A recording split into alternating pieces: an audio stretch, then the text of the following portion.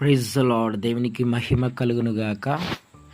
ప్రియమైన సహోదరుడా, సహోదరి, యేసుక్రీస్తు ప్రభు ఈరోజు మనందరితో మాట్లాడబోతున్నాడు. ఈరోజు దేవుడు మనతో మాట్లాడుచున్న మాట ఏమనగా, నీ భారము ఈరోజు ఎవరి మీద మోపుచున్నావు? దేవుడు మాట్లాడబోచున్నాడు. ఈరోజు నీకున్న సమస్యని ఎవరికి చెబుతున్నావు? నీకున్న బాధలను ఎవరితో చెబుతున్నావు? నీకున్న కష్టాలను ఎవరితో పంచుకుంటున్నావు? నీకున్న ఇబ్బందులను ఎవరితో షేర్ చేసుకుంటున్నావు? ప్రియమైన సహోదరి, సహోదరుడా, యేసుక్రీస్తు ప్రభు మాట్లాడుచున్నాడు. ఈరోజు నీ జీవితము ఒంటరి స్థితిలో, నీ కుటుంబాన్ని కోల్పోయిన స్థితిలో, అందరూ విడిచిపెట్టిన స్థితిలో ఈరోజు నువ్వు ఉన్నట్లయితే దేవుడు నీతో మాట్లాడుతున్నాడు. సహోదరుడా, ఎందుకు ఈ జీవితం అనుకుంటున్నావా? ఎందుకు ఈ బ్రతుకు అని ఈరోజు కృంగిన స్థితిలో ఉంటున్నావా? ఎందుకు నా పరిస్థితులు ఇలా అవుతున్నాయని అనుకుంటున్నావా? దేవుడు నీతో మాట్లాడుచున్న మాటలు వినండి. యేసుక్రీస్తు ప్రభు నిన్ను నన్ను సృష్టించి ఒంటరిగా విడిచిపెట్టలేదు. హల్లెలూయా. నిన్ను నన్ను సృష్టించి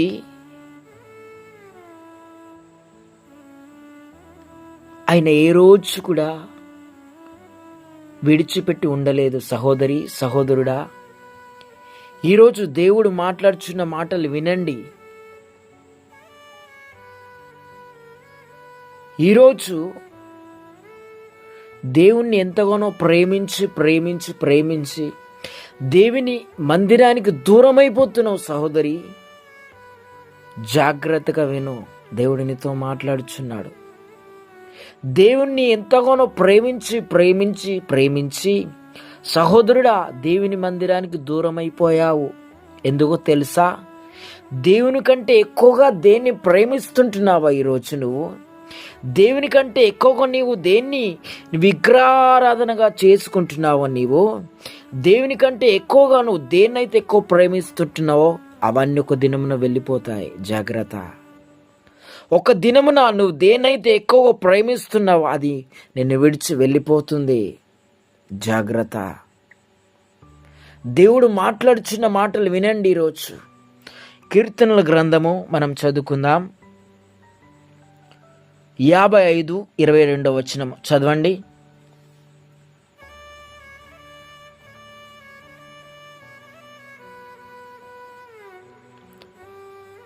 నీ భారము యెహోవా మీద మోపుము, ఆయననే నేను ఆదుకునునని వాగ్దానం విన్నారు కదా. ఇప్పుడు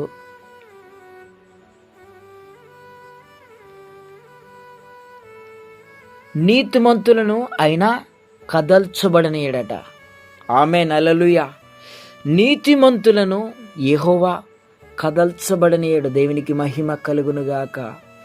నీ భారము మనుషుల మీద మోపి ఉంటున్నావు. ఈరోజు నువ్వు నీకున్న సమస్యలను ఈరోజు మనుషులకు చెప్పుకొని విసుకుపోయి ఉన్నావు. ఈరోజు నీ భర్త చచ్చిపోయాడు. ఈరోజు నీ భార్య చనిపోయిన స్థితిలో ఉంటున్నది. సహోదరుడా, సహోదరి, ఎందుకు దేవుని విడిచిపెట్టావు? ఈరోజు దేవుని కంటే ఎక్కువగా సుఖ అనుభవంలోకి మీరు వెళ్ళినట్లయితే ఇవన్నీ వెళ్ళిపోతాయి మీ జీవితం నుండి. ఒంటరి స్థితిలో అవుతావు. ఒంటరి బ్రతుకుతావు. ఈరోజు మంచి జాబునిచ్చాడే దేవుడు. దేవునికి నమ్మకంగా ఉంటున్నావా సహోదరుడా? ఈరోజు దేవుడు అందరికన్నా ఒక ఉన్నత స్థలములో నిన్ను నిలబెట్టాడు కదా. ఈరోజు నీ జీవితం ఎలాంటి పరిస్థితుల్లో ఉంటున్నది? ఇది నాది అనుకుంటున్నావా? జాగ్రత్త, అది నీ నుండి దూరం అయిపోతుంది. దేవుని వాక్యం సెలవిస్తున్నది ఏమైనా తెలుసా? నరుని ఆత్మనట యెహోవా పెట్టిన దీపమని దేవుని వాక్యం సెలవిస్తున్న సామెతల గ్రంథంలో ఉంటున్నది.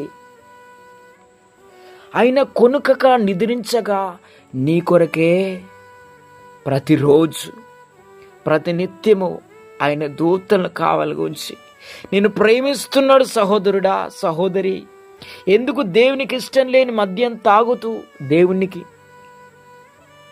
దూరమైపోతావు?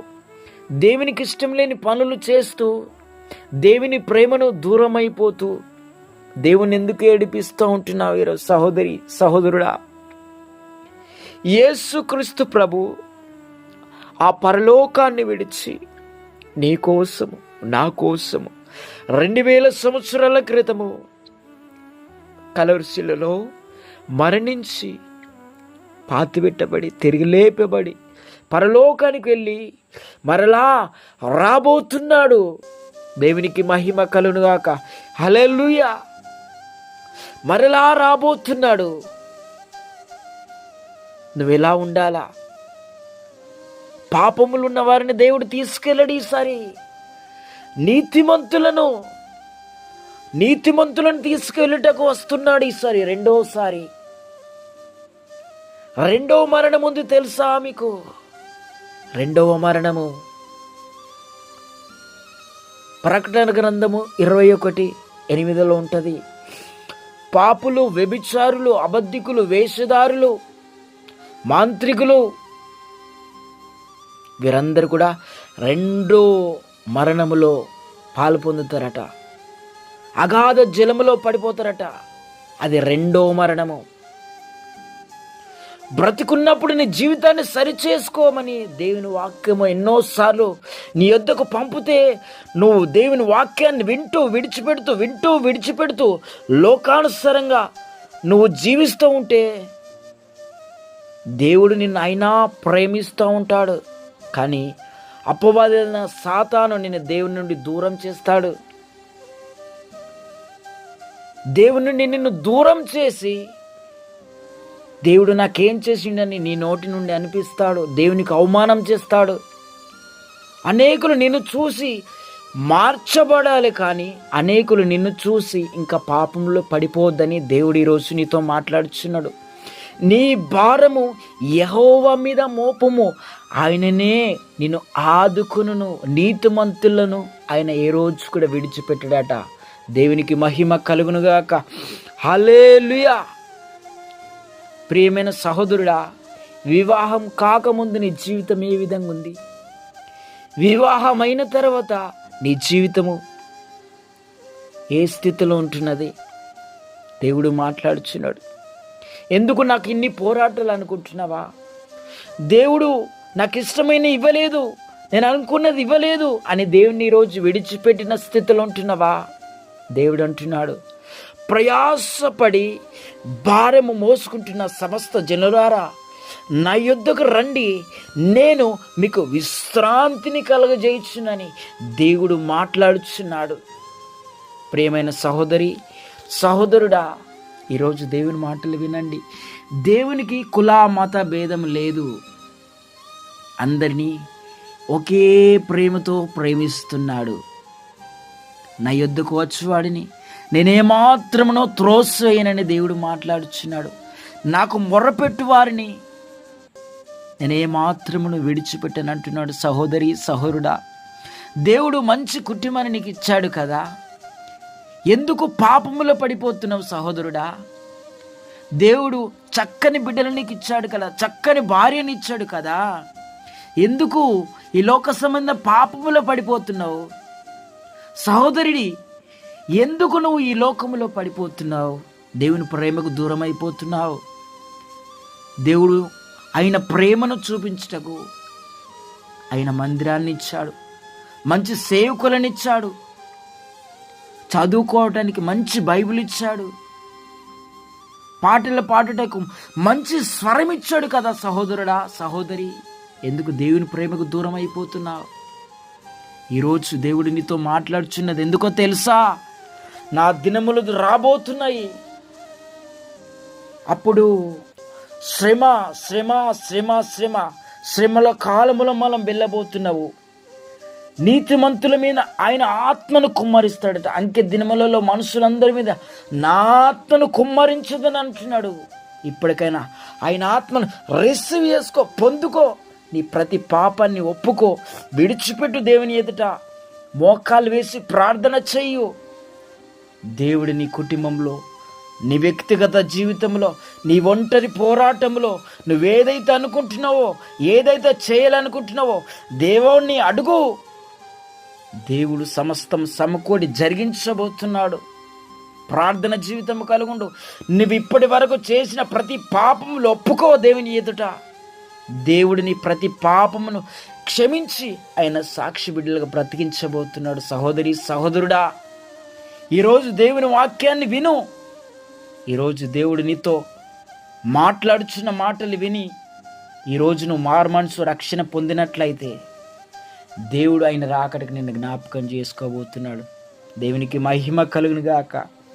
ఆయన సాక్షి బిడ్డలుగా నిన్ను నన్ను ఈ లోకంలో ఉంటున్న ప్రతి ఒక్కరిని పరిశుద్ధులుగా నీతిమంతులుగా ఆయన చూడాలని ఆశపడుతున్నాడు. ఆయన రాకడికి మనల్ని సిద్ధపరచబడాలని ఈరోజు ఈ వాక్యంతో మనతో మాట్లాడి ఉన్నాడు కదా.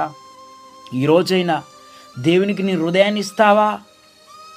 ఈరోజైనా మోకాళ్ళు వేసి ప్రార్థన చేసి దేవుని అడుగుతావా? ప్రభు, ఇన్ని రోజులు నీ మందిరానికి దూరం అయిపోయినా, నీకు దూరం అయిపోయినా నన్ను క్షమించవా? ఈ లోకాశలద్దయ్యా, నీ ప్రేమనైనా కావాలా? నా కోసం మరణించినవు, నా కొరకు రక్తము కార్చినవు, నా కోసం కొరణాల దెబ్బలు తిన్నావు, నా కోసం పరలోకానికి వెళ్ళి నా కోసం మరలా రాబోతున్నావని ఒక ప్రార్థన చేయగలుగుతావా? సహోదరి సహోదరుడా, దేవుడు నీతో మాట్లాడుచున్నాడు. సహోదరి సహోదరుడా, ఈరోజు నమ్మకంగా నువ్వు ఉన్నట్లయితే, ఈరోజు నుంచి నీ భారం యెహోవా మీద మోపినట్లయితే నీతిమంతులను ఆయన కదల్చబడనియడట. దేవునికి మహిమ కలుగునుగాక. మనం ప్రార్థన జీవితం కలుగుందాం, ప్రార్థన చేసుకుందాం. అందరూ కూడా ప్రార్థనలో ఏకీభవించండి. పరిశుద్ధుడా, ప్రేమగల తండ్రి, కృపా సత్య సంపూర్ణుడా, అయ్యా నీ వాక్యంతో ఈ ఉదయకాల సమయంలో మాట్లాడి మమ్మల్ని స్థిరపరిచినందుకు వందనాలు. అయ్యా, తెలిసి తెలియక చేసిన ప్రతి పాపంలో క్షమించి నీ రక్తంలో కడగయ్యా. నీ రాజ్యంలో అయ్యా మమ్మల్ని జ్ఞాపకం చేసుకో. నీ రెండో రాకటకు నీతిమంతులుగా ఉండాలని మాతో మాట్లాడి మమ్మల్ని బలపరిచినందుకు వందనాలు. ఇదిగో నీతిమంతులను నేను కదల్చబడనియనని నీ వాక్యంతో మాట్లాడిన దేవుడు అయ్యా. నీ భారం యెహోవా మీద మోపము, ఆయన నిన్ను ఆదుకొనునని నీ వాక్యంతో మాట్లాడి మమ్మల్ని స్థిరపరిచినందుకే ఈ కృతజ్ఞతలు స్తోత్రాలు స్తుతి చెల్లిస్తున్న ప్రభు. నీ రాకడికి సిద్ధపరచుమని ప్రభువా. అయ్యా, బిడ్డలు తెలిసి తెలియక చేసిన ప్రతి పాపములు అయ్యా నీ రక్తంలో కడిగి పరిశుద్ధపరచు. నీ పరిశుద్ధాత్మని వరలకు మరలా దయచేయమని అడుగుతున్న ప్రభువా. నీ రాకడికి సిద్ధపరచుమని అయ్యా, నీ వాక్యానుసారంగా జీవించే కృపను ప్రతి ఒక్క బిడ్డలకు దయచేయమని మా ప్రార్థనలు విని ఉత్తరమిస్తున్నందుకే ఈ కృతజ్ఞతలు స్తోత్రాలు స్తుతి చెల్లిస్తూ నీ రాకడకు మమ్మల్ని జ్ఞాపకం చేసుకోమని యేసుక్రీస్తు నామములో అడిగి వేడుకుంటున్నాము తండ్రి. Amen, amen, amen. Praise the lord. దేవునికి మహిమ కలుగును గాక.